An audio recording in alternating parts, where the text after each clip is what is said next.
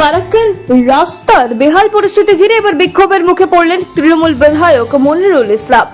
মঙ্গলবার রাস্তা পরিদর্শনে গিয়ে স্থানীয় বাসিন্দাদের ক্ষোভের সম্মুখীন হন তিনি। অভিযোগ, দীর্ঘদিন ধরে রাস্তার ফারাক্কার একাধিক রাস্তায় খানাখন্দ জল জমে থাকা এলাকাবাসীর ভোগান্তি চরমে উঠেছে।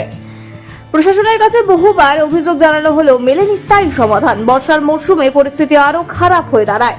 এদিন বিধায়ক এলাকায় পৌঁছতেই জনতার একাংশ সরাসরি ক্ষোভ প্রকাশ করেন। ভোটের সময় আসেন, তারপর আর দেখা মেলে না, এমন মন্তব্য শোনা যায় অনেকের মুখে। পরিস্থিতি কিছুক্ষণের জন্য উত্তপ্ত হয়ে ওঠে, যদিও পরে তা নিয়ন্ত্রণে আসে। ঘটনাস্থল পরিদর্শনের পরে মনিরুল ইসলাম জানান, আমি এলাকাবাসীর সমস্যার গুরুত্ব বুঝি। ইতিমধ্যেই সংশ্লিষ্ট দপ্তরের সঙ্গে আলোচনা হয়েছে, দ্রুত রাস্তার কাজ শুরু হবে। ঘটনাকে কেন্দ্র করে এলাকায় চাঞ্চল্য ছড়ালেও পরে পরিস্থিতি স্বাভাবিক হয়। Bureau report, news 15 Bangla.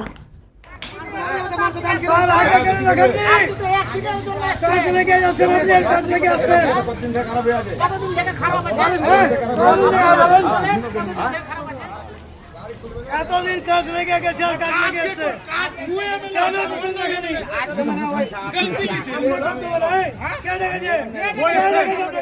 এখন যে ওখান থেকে কথা বলতে বলতে আমি যে এলাম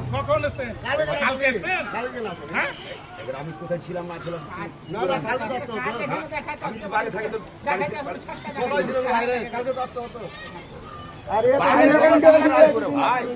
আপনারা আমি একদিনে খারাপ। ব্যাপারটা হচ্ছে কি তোমার সম্মান